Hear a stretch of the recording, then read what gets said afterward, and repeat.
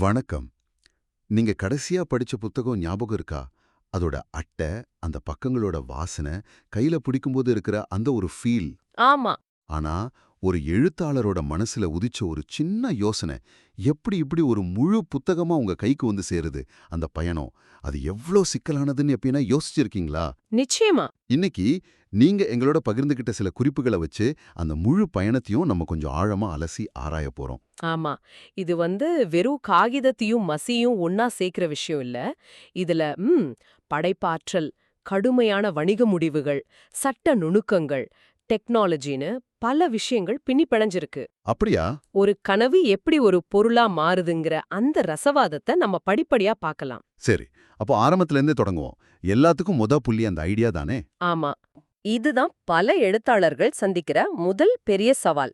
கையெழுத்து பிரதி தயாரானதும் அவங்களுக்கு முன்னாடி ரெண்டு முக்கிய பாதைகள் இருக்கு. ஒன்னு பாரம்பரிய பதிப்பகம் வழியா போறது, இன்னொன்னு சுய பதிப்பு. ஓ! Traditional publishing, self publishing. ஆமா, பாரம்பரிய பதிப்பகத்தை அணுகிறது அவ்வளவு சுலபம் இல்ல. பல நூறு, சில சமயம் பல ஆயிரம் கையெழுத்து பிரதிகள் அவங்களுக்கு குவியும். இத ஸ்லஷ் பைல்னு ஒரு பெயர் வச்சு சொல்வாங்க. ஸ்லஷ் பைல் கேட்கவே ஒரு மாதிரி இருக்கே. அப்படின்னா குப்பை குவியல்ல இருந்து ஒரு மாணிக்கத்தை தேடி எடுக்கிற மாதிரியா? கிட்டத்தட்ட அப்படிதான். சொல்லப்போனா அந்த குவியல்ல இருந்து ஒரு பிரதிய தேர்ந்தெடுப்பது லாட்டரி சீட்டு வாங்குற மாதிரி தான். பல நல்ல பிரதிகள் கூட கவனிக்கப்படாம போறதுக்கு வாய்ப்பு இருக்கு. ம்.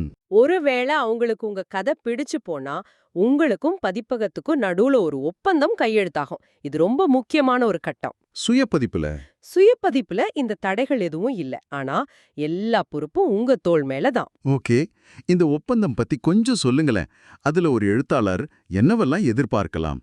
வணிக ரீதியா இது எப்படி வேலை செய்யுது? அந்த ஒப்பந்தம் தான் எல்லாத்தையும் தீர்மானிக்கும். புத்தகத்தோட உரிமை யார்கிட்ட இருக்கும், எத்தனை மொழிகள்ல வெளியிடலாம், ராயல்டி அதாவது உரிமை தொகை எவ்வளோன்னு எல்லா விவரங்களும் அதுல இருக்கும். ராயல்டி அது எவ்வளவு இருக்கும் பொதுவா? பொதுவா பாரம்பரிய பதிப்பக முறையில புத்தகத்தோட அட்டை விலையில இருந்து சுமார் 10% எழுத்தாளருக்கு ராயல்ட்டியா கிடைக்கும். என்னது? 10% தானா?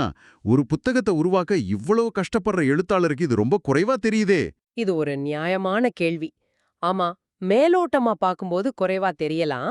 ஆனா இதுக்கு பின்னாடி இருக்கிற வர்த்தக பரிமாற்றத்தை நம்ம புரிஞ்சுக்கணும். வர்த்தக பரிமாற்றமா?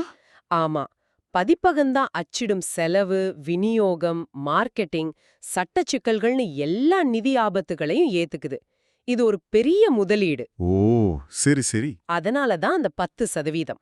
ஆனா சுய பதிப்புல ஒரு எழுத்தாளருக்கு 70% வரைக்கும் கூட ராயல்டி கிடைக்கலாம். ஓஹோ. ஆனா நான் சொன்ன எல்லா செலவுகளையும், வேலைகளையும், ரிஸ்கையும் அவரே தான் பாத்துக்கணும். இதுதான் அந்த ரெண்டு பாதைக்கும் உள்ள அடிப்படை வித்தியாசம். ஓகே, இப்ப தெளிவா புரியுது. சரி, ஒரு கையெழுத்து பிரதி பதிப்பகத்தால ஏற்றுக்கொள்ளப்பட்டு ஒப்பந்தமும் கையெழுத்தாயிடுச்சு. அடுத்தது என்ன? அது அப்படியே அச்சு காண்பிடுவாங்களா? அதுதான் இல்ல. இங்கதான் புத்தகத்தை செதுக்குற வேலையே ஆரம்பிக்குது. முதல்ல நடக்கிறது நகல் திருத்தம், அதாவது காப்பி எடிட்டிங். அடுத்து ப்ரூஃப் ரீடிங் வரும் இல்லையா? ஒரு நிமிஷம், நீங்க இப்பதான் திருத்தம்னு சொன்னீங்க, அப்புறம் எதுக்கு மறுபடியும் ப்ரூஃப் ரீடிங்? ரெண்டு ஒண்ணு மாதிரி தானே இருக்கு. எனக்கு அந்த வித்தியாசம் சரியா புரியல. அருமையான கேள்வி. இதுல நிறைய பேருக்கு குழப்பம் இருக்கு. இதை இப்படி யோசிச்சு பாருங்க.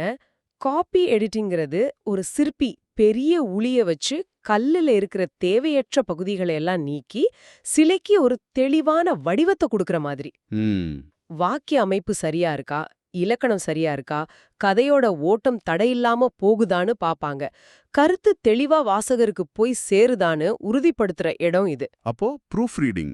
ப்ரூஃப் ரீடிங்கிறது அந்த சில முழுசா முடிஞ்சதுக்கு அப்புறம் ஒரு சின்ன ஊசிய வச்சு கண்ணுக்கே தெரியாத சின்ன சின்ன கீறல்களை, பிசிறுகளை சரி செய்யற மாதிரி. ஓ, ஃபைனல் டச் மாதிரி. ஆமா, இது இறுதி மெருகேற்றல். அச்சுக்கு போறதுக்கு முன்னாடி செய்யற கடைசி ஆய்வு. பூத கண்ணாடி வச்சு ஒவ்வொரு வார்த்தையா, ஒவ்வொரு நிறுத்தற்குறியா பார்த்து எழுத்துப்பிழை, தட்டச்சுப்பிழை இருக்கான்னு சரி பாப்பாங்க. அப்படியா? நான் வாங்குற புத்தகங்கள்ல ஒரு எழுத்துப்பிழை பார்த்தா கூட என்ன இது சரியா வேலை பார்க்க மாட்டாங்களான்னு நினைப்பேன். ஆனா நீங்க சொல்றத பார்த்தா இது ரொம்ப கடினமான வேலை போல. ஆமாம். சுவாரஸ்யமான விஷயம் என்னன்னா, இவ்ளோ கவனமா 2-3 தடவை சரிபார்த்த பிறகும் கூட ஒரு புத்தகத்துல 1-2% வரை பிழைகள் இருக்கலான்னு இந்த துறையில இருக்கிறவங்களே சொல்றாங்க. நிஜமாவா? ஆமா, மனிதர்கள் செய்யற வேலையில இது சகஜம்தான். இனிமே ஒரு பிழைய பார்த்தா கொஞ்சம் அனுதாபத்தோட பார்க்கலாம். கண்டிப்பா. சரி, எழுத்துக்கள் எல்லாம் பக்காவா இருக்கு, பிழை இல்ல. ஆனா புத்தகம் வெறும் எழுத்து இல்லையே.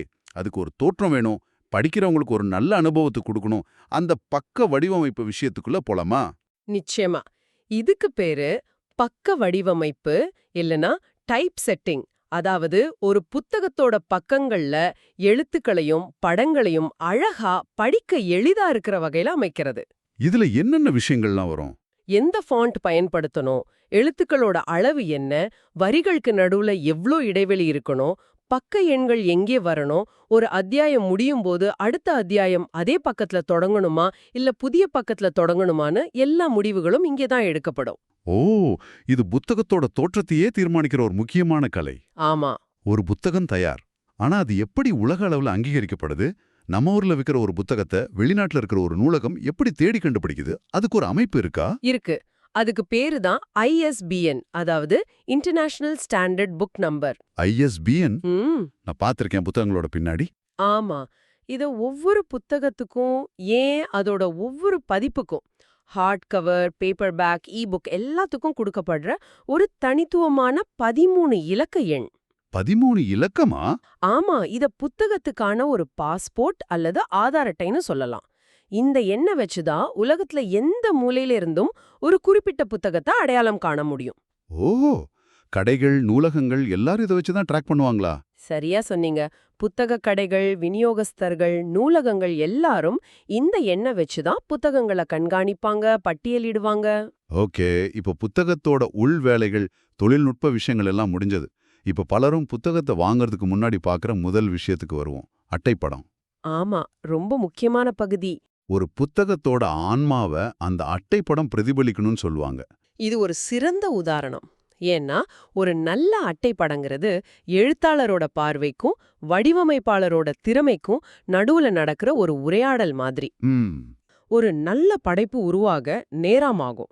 அவசரத்துல செய்யறதுக்கும் ஆழமா யோசிச்சு செய்யறதுக்கும் வித்தியாசம் இருக்கு. கண்டிப்பா. அந்த குறிப்புல ஒரு நல்ல வடிவமைப்பு உத்தியும் சொல்றாங்க. 2 அல்லது 3 வண்ணங்களுக்கு மேல பயன்படுத்தாம ஒரு முதன்மை வண்ணம், ஒரு 2ஆம் நிலை வண்ணம்னு வச்சுக்கிட்டா அது கண்ணுக்கு குழப்பம் இல்லாம ரொம்ப நேர்த்தியா இருக்கும்னு. அப்போ ஒரு நல்ல அட்டைப்படம் வாசகர்கிட்ட பேசணும். என்னை எடு, என் உள்ள ஒரு அற்புதமான கதை இருக்குன்னு சொல்லணும். சரியா சொன்னீங்க. அது வெறும் அழகான படம் இல்ல. அது எழுத்தாளரோட பார்வை, வடிவமைப்பாளரோட திறமை, கதையோட ஆன்மா, அப்புறம் சந்தையோட எதிர்பார்ப்பு. இது எல்லாத்தையும் இணைக்கிற ஒரு பாலம். அப்போ இந்த எல்லா விஷயங்களையும் சேர்த்து பார்க்கும்போது ஒரு புத்தகங்கிறது வெறும் எழுத்துக்களோட தொகுப்பில்ல.